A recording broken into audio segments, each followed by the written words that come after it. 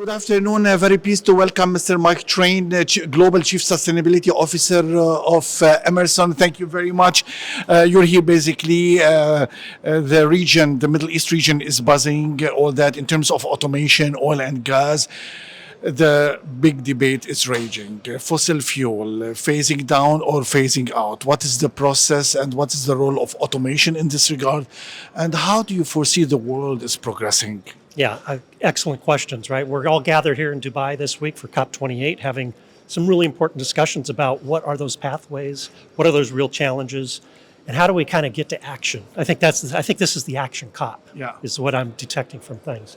I think there's been a lot of discussions about obviously reduction in our dependence on fossil fuel, at least unabated fossil fuel. We're seeing a lot of discussions around hydrogen maybe becoming a molecule, more electrification in what we're doing.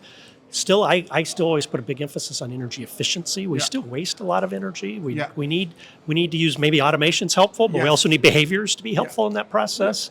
But no, it's a pleasure to be back in the region and having these really important dialogues. The Middle East, UAE in particular, is focusing on progressing fast in the transformation of that. But the discussion is still about how are we going to do it. Many people are skeptical about oil and gas companies, involving them or not to involve them. Scope 1, Scope 2, Scope 3. You as a company, what is your target? What's your commitment in this regard? So Emerson has its own set of sustainability targets. We have a net zero operational plan by 2030. We have a net zero all value chain by 2045. We're a moderate to abate. We're not hard to abate. And I always am careful about how we talk about those things. But we're making our progress. I think the fun part for me is, as CSO, I get to do the greening of Emerson and what we need to do, as well as working with clients on the greening by Emerson, right? And how do we use the automation to be more energy efficient, to manage emissions, and really to support all of these new solutions, whether it's hydrogen, biofuels, electric vehicle value chain, and so on. There are some sectors here. Sectors differ in terms of acceptance and the speed of their speed for the net zero. Some sectors are advancing, some sectors less so. I would like to talk about two sectors and your contribution in this regard: cement and steel. What is the path in this regard, and how can we accelerate the decarbonization in those two very important sectors? Well, you pick the two sectors that are the hard to abate. Right, because they use a lot of energy, they use high heat, and they need to work on these processes. We're very fortunate around the world. We are working with these companies, right? They do have a vision to the extent that they need to stop using coal or gas, and they need that high heat. They're looking to the hydrogen molecule to be the device, to be the thing that will help them make their progress. And there's a number of installations around the world right now that are designing and installing dual fuel capability that will eventually be hydrogen as the generation or the manufacturing, if you want to call it, of hydrogen comes along.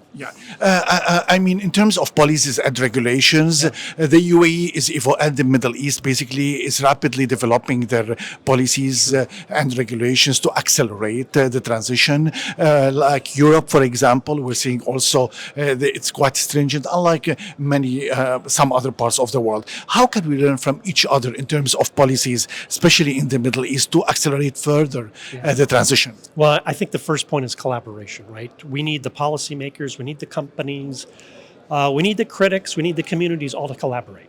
So that's an important part of this puzzle as we start off. I think the policymakers have a couple of things that they can do. They're incentivizing in some cases, like in Europe and US and other places. They're providing incentives to help make those initial investments, those first at-scale investments, so that we can learn from those and figure out the economics and push those forward. They also drive, obviously, regulatory and regulation and efficiency expectations and those types of things. I think that's pretty important. But having a little bit of a sense of urgency, maybe not unlike what happened with COVID, right? A little bit of an urgency to get to the table, to work these things out, and then just join hands and go figure it out.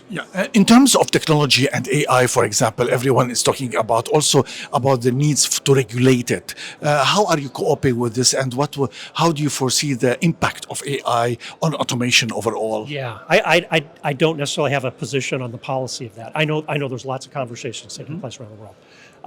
We've actually used machine language type of algorithms for many years in automation. And obviously those are continuing to build as we bring more computing power, bring more algorithms to the process. In automation specifically around the industries that we've been talking about, we use that higher order software to do the modeling of the facilities, to do the simulation of the facilities, to do training for those facilities, to look for those possible, next things to do for optimization.